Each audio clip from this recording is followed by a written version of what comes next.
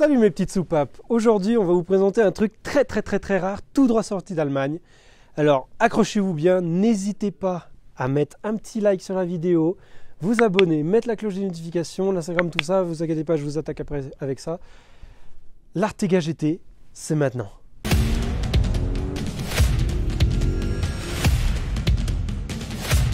Tout moment je peux mourir. Alors, on commence avec une histoire qui a débuté en 2007, où on a un concept car qui est nommé Artega GT, qui est sorti.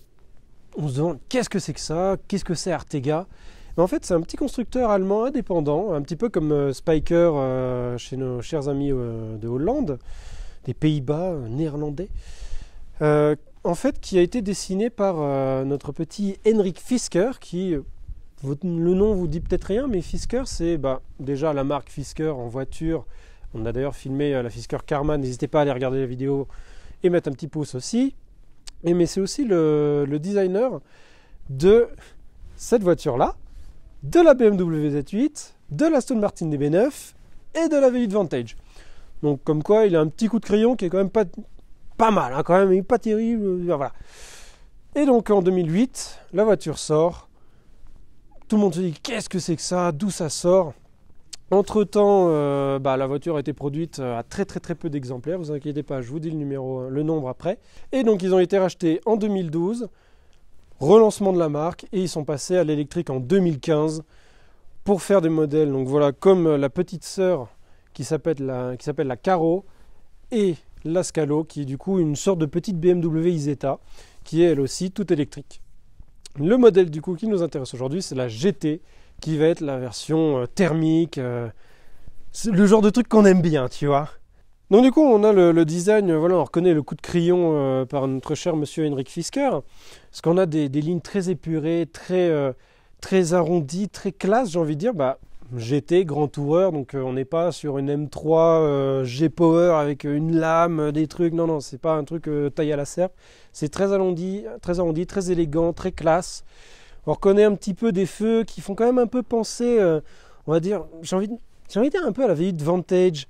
On a des petites touches à droite à gauche, on reconnaît quand même certains modèles. Quand on va regarder un petit peu vers l'arrière, on pense un peu à une 4C, il y a un petit peu un mix de tout. Mais quand même, on a une voiture qui est très originale. Elle est limitée à 153 exemplaires au monde. 153.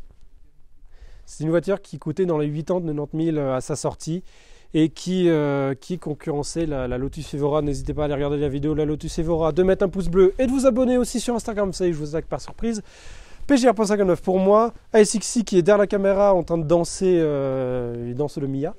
Et notre petit supercar suisse qui est en train de discuter avec le propriétaire et Macarena, oui, tout à fait, notre petit Stéphane. On a donc un moteur central arrière qui se trouve être un V6 3 litres 6 qui vient de chez Volkswagen avec la boîte de vitesse DSG Volkswagen. Sinon, tout le reste, c'est du fait maison. On a le châssis fait maison, on a tout qui est fait maison. La carrosserie qui est en plastique renforcé en carbone, mais comme c'est une voiture qu'on peut faire sur demande, on peut l'avoir en full carbone. Donc elle était dans les 80-90 000. Et c'était la concurrente de l'Evora et de la Cayman S à l'époque quand elle était sortie. Et le V6, on le retrouve sur la Panamera première génération, la V6, et le Q7 V6, et encore une fois la Passat. On a des jantes bien sûr exclusives à ce modèle-là.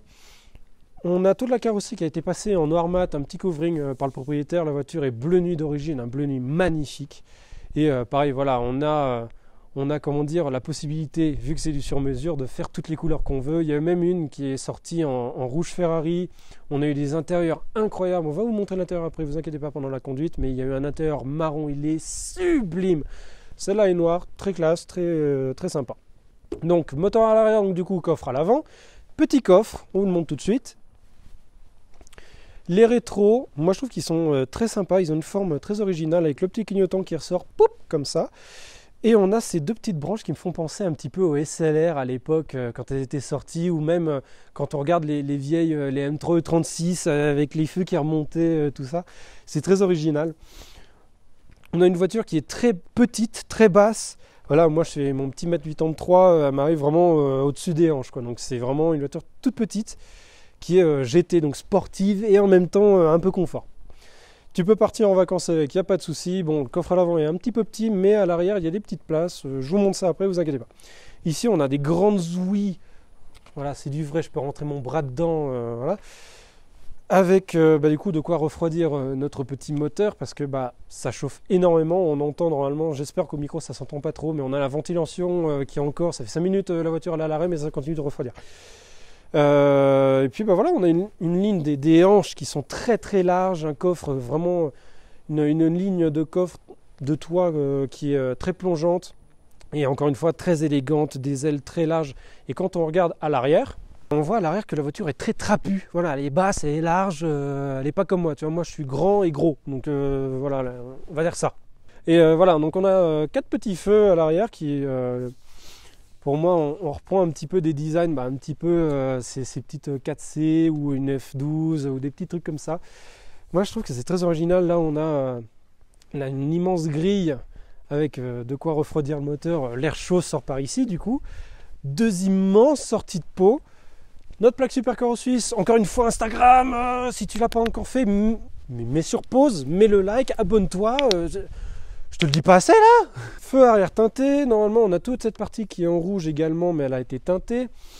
Le moteur qui se trouve juste là-dessous, et puis la désignation Artega GT avec un petit sticker Artega, et encore ici, et puis on a l'Instagram du pilote de cette voiture, on va le mettre là, tiens voilà, avec tous nos Instagram, n'hésitez pas encore une fois à nous follow. C'est toujours un grand plaisir, ou là, ou n'importe où, ou là, ou là. Et puis là, voilà.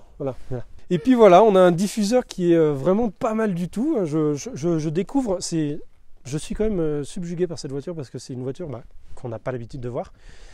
D'après le propriétaire, il y en a 2 autres qui traînent sur Genève, une rouge et une blanche. Et puis je découvre la voiture un petit peu en même temps que vous. Enfin, en même temps, non, j'ai quand même travaillé un petit peu, hein, donc voilà, tu connais, mais je regarde le diffuseur, on voit que c'est un vrai diffuseur, tout ça, et puis on va voir ce que ça donne maintenant au volant de cette magnifique petite Volkswagen Artega GT.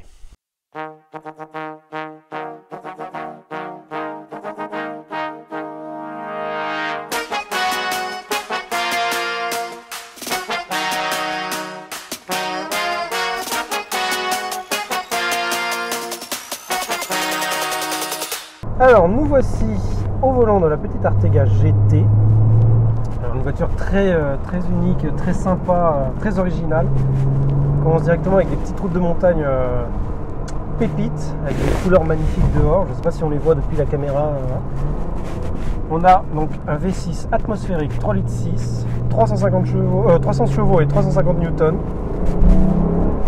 Et qui a une sonorité magnifique. On reconnaît le petit V6 Volkswagen au niveau du bruit. Honnêtement, ça marche très très bien. C'est un Atmo, donc ça marche très haut dans les tours, bien sûr. On a une direction qui est extrêmement légère. Elle est quand même très précise, moi je trouve. C'est vraiment sympa pour une voiture, on va dire, fait maison. C'est vraiment très sympa.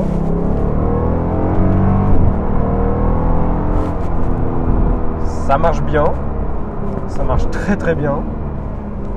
Le châssis, moi je sens qu'il est vraiment il est bien, la voiture est collée à la route, c'est agile, c'est précis. Ça change un petit peu des voitures qu'on pourrait voir, on va dire les voitures classiques qu'on va croiser dans les mêmes gammes de prix, les RS3, etc. Là on a un bon V6 Atmo, une bonne sonorité, un truc vraiment très sympa.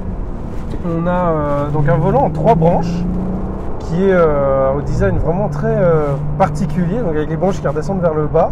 On a le petit logo Artega avec le blason, je pense que ça va être le blason de la ville si je ne me trompe pas, où la voiture a été produite, à confirmer. Donc on a un volant en Alcantara, 3 branches avec les palettes au volant. On a donc la boîte DSG par Volkswagen qui est vraiment réactif, regardez. C'est vraiment efficace, ça marche bien. On a les petites touches comme les ventilations, je pense que ça vient de chez Volkswagen aussi. Mais sinon le reste c'est du fait maison, on a du cuir, on est dans l'esprit GT, on a de l'Alcantara jusqu'au plafond. Et je me perds un petit peu, on a des manomètres ici, donc avec le niveau d'essence, le bouton warning et la température. Et puis on va passer au compteur central. On a vraiment un gros compteur au centre avec les contours en haut. Moi je trouve ça hyper original et vraiment très très beau avec les aiguilles vertes, comme ça c'est très original. Et la vitesse donc du coup en bas, et sur les côtés on a donc les kilométrages, la vitesse engagée à droite, la consommation de 26 litres au 100. On a la température d'huile cette fois-ci, donc la température d'eau ici. Et puis moi je trouve ça sympa parce qu'on a mis digital sur les côtés et mis vraiment physique au milieu. Et puis on se croirait dans une voiture du futur, c'est vraiment sympa.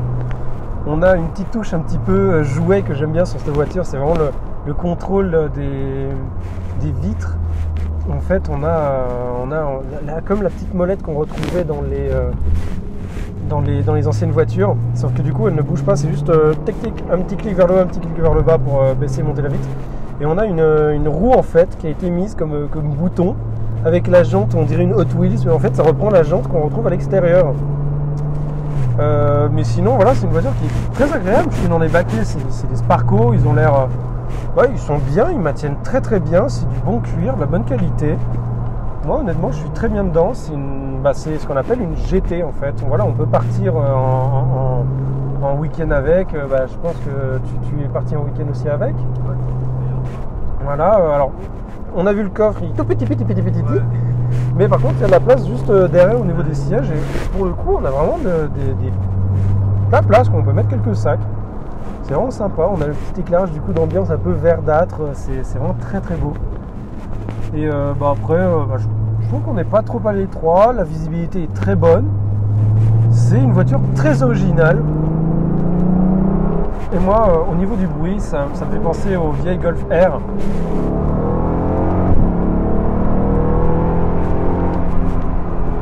Puis non, elle n'a pas l'air de glisser. Les freins sont un petit peu légers, je trouve. On a un petit coup de pied à chaque fois qu'on passe un rapport, c'est vraiment sympa.